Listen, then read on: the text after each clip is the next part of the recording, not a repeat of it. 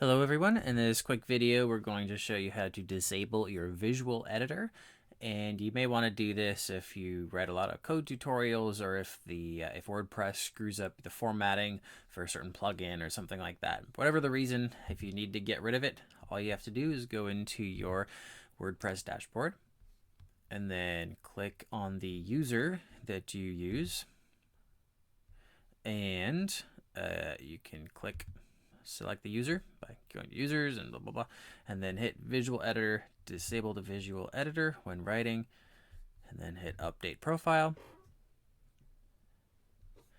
and then that's it. And so now if you go to your posts, you can create a new one and you won't be able to get your visual editor anymore.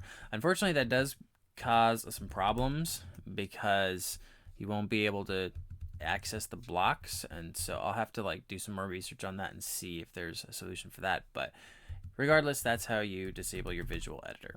That's it. Have a good day. Subscribe to the channel, visit the website, and I'll see you later.